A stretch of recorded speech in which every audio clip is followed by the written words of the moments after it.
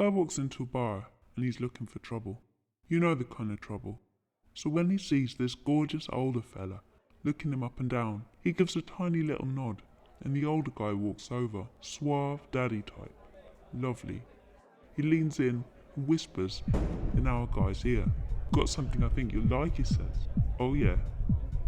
Bet you can't guess what it is, says the older guy. Our guy gives him a look. Stop playing games, sweetheart. So the older fella reaches into his leather pannier and takes out a book.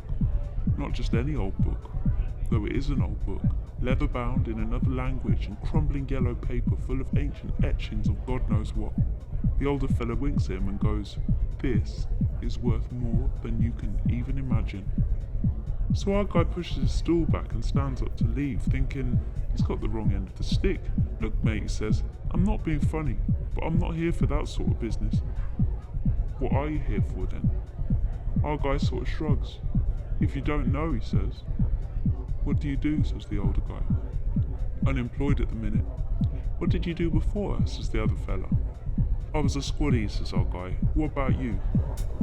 The older guy laughs and says, "Well, I'm the devil himself, if you must know." The squaddy looks the devil up and down. Nice jacket, expensive but subtle. Leather cuffs, good haircut, smelling clean and tasty like a hot shower. "Looking at you, I'd believe it," he says.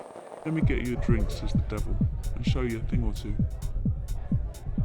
And the squaddy can't remember the last time anyone looked at him like that. Plus he thinks he might get something out of it, who knows. So he says all right, and the devil gets the drinks in, and it's proper Scotch which costs proper money, so he's grateful. And the squaddy is happy enough to be sat here drinking on this gorgeous daddy's coin when the devil brings the book back out and puts it on the table. "Seriously," he goes, "don't you want to know how much this is worth? Show me the rundown." The devil opens the book up about halfway through. It's an etching of two guys at a table with a book and a bottle between them, and a text which the squaddy can't make out. One of the guys has a bag with him, looks a lot like the devil's pannier.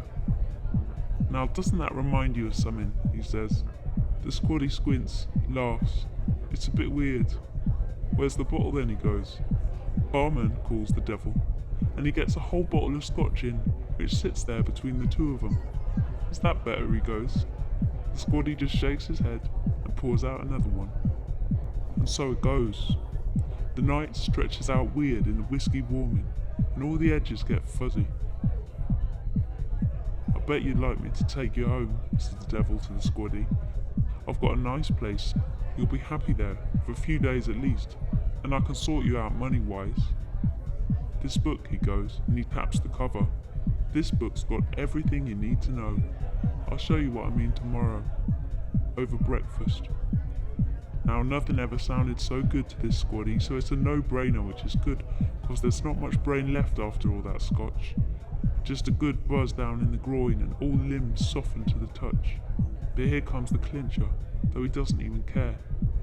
"Nothing comes for nothing, you know," says the devil. "Ah," says the squaddy, and he throws his arm around him. "Just take me home."